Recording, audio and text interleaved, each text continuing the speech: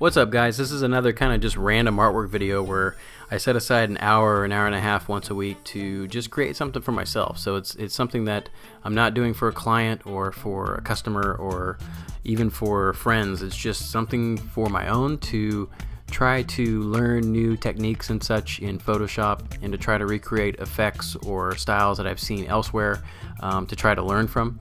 So it's a good thing to set aside some time, especially if you got a busy schedule, to carve out some time at least once a week to do this, or else you end up in what I call like safe zones. And what I mean by that is you end up doing so much work for, say, even just friends or teachers or clients or customers, and under tight guidelines, or not guidelines, but under tight deadlines, you end up kind of reverting back to stuff that you know that works.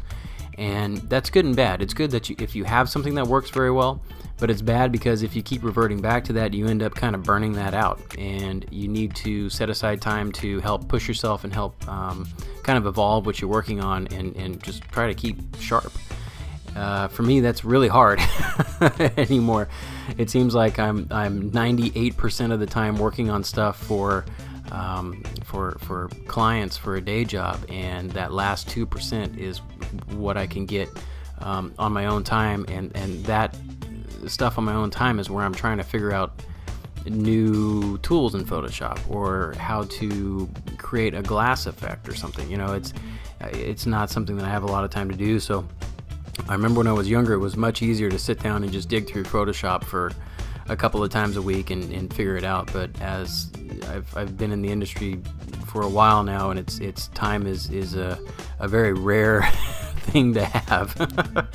So I thought I'd go ahead and record them just to keep more of a record for myself, but also if from time to time I get one that kind of turned out kind of somewhat decent, I'll put it up here.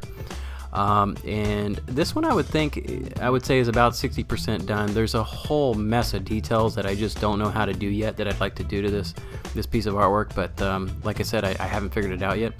So hopefully down the line with doing more of this, I'll figure it out and be able to apply it to something like this. So yeah, that's what you're watching, and there's a wallpaper of it below in the description if you'd like to use it. And then also for the next couple random things, I'd like to do some artwork based on typography.